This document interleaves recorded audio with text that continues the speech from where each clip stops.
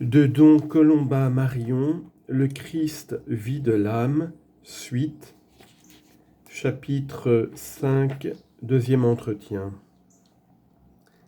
Cette société est visible, comme vous le savez. Elle est dans sa hiérarchie constituée par le souverain pontife, successeur de Pierre, les évêques et les pasteurs, qui unissent aux vicaires du Christ et aux évêques, exercent sur nous au nom du Christ leur juridiction. Car c'est par l'intermédiaire des hommes que le Christ nous guide et nous sanctifie. Il y a ici une vérité profonde à laquelle nous devons nous arrêter.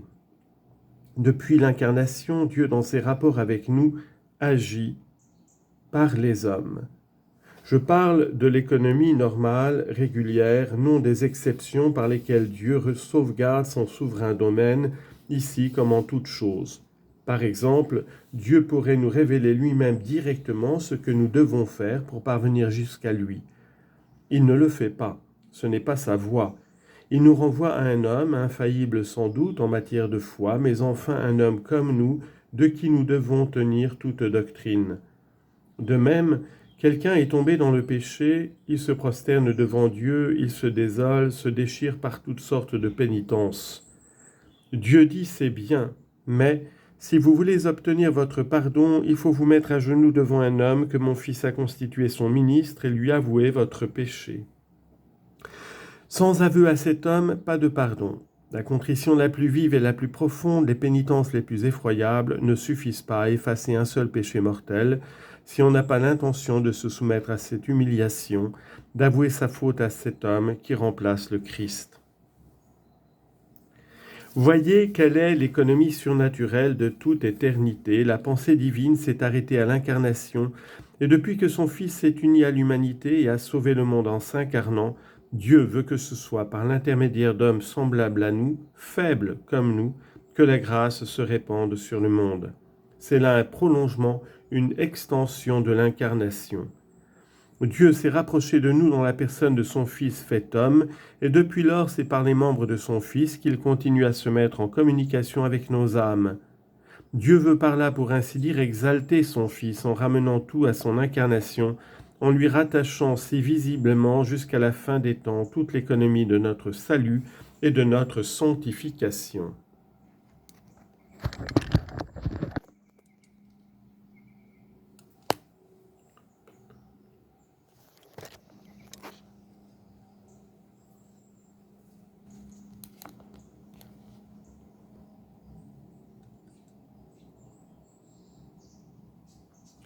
Mais il a également établi cette économie pour nous faire vivre de la foi.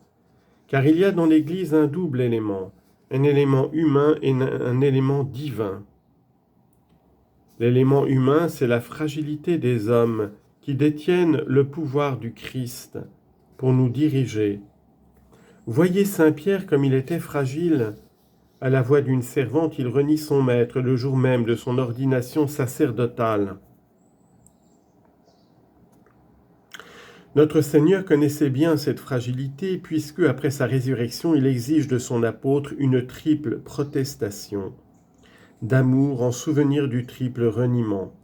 Et cependant le Christ fonde sur lui son Église. Paix mes agneaux, paix mes brebis. Les successeurs de Pierre sont fragiles. L'infaillibilité qu'ils possèdent en matière de foi ne leur donne pas le privilège de ne pas pécher. Notre Seigneur n'aurait-il pas pu leur conférer l'impeccabilité ? Certainement, mais il ne l'a pas voulu. Il a voulu que notre foi puisse s'exercer. Comment cela ? À travers l'élément humain, l'âme fidèle discerne l'élément divin. L'indéfectibilité de la doctrine gardée durant tous les siècles et malgré tous les assauts des hérésies et des schismes.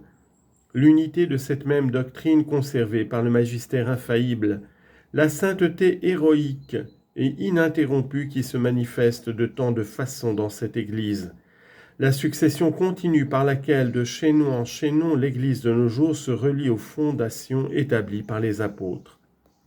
La force d'expansion universelle qui la caractérise, autant de signes certains auxquels nous reconnaissons que notre Seigneur est, avec son Église, jusqu'à la fin des temps.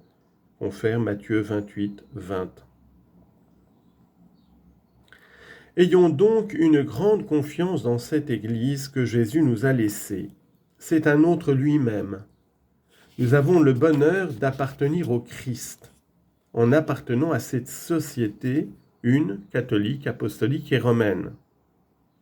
Nous devons nous en réjouir grandement et rendre sans cesse des actions de grâce à Dieu de nous avoir fait entrer dans le royaume de son Fils bien-aimé.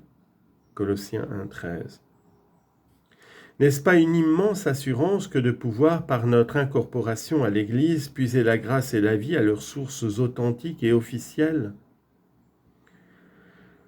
De plus, donnons à ceux qui ont juridiction sur nous l'obéissance que le Christ réclame de nous. Cette soumission de notre intelligence et de notre volonté doit être donnée au Christ dans la personne d'un homme, sinon Dieu ne l'accepte pas.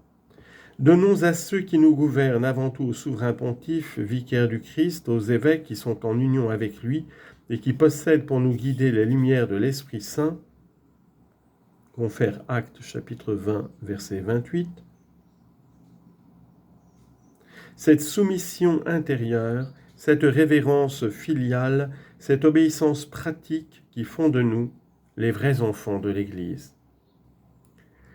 L'Église est l'épouse du Christ, elle est notre mère. Nous devons l'aimer parce qu'elle nous mène au Christ et nous unit à lui. Aimer et révérer sa doctrine parce que c'est la doctrine du Christ Jésus.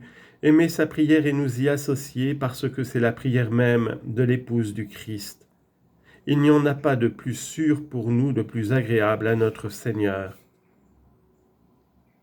Nous devons en un mot nous attacher à l'Église, à tout ce qui nous vient d'elle, comme nous nous serions attachés à la personne même de Jésus et à tout ce qui nous serait venu de lui si nous avions pu le suivre durant sa vie terrestre.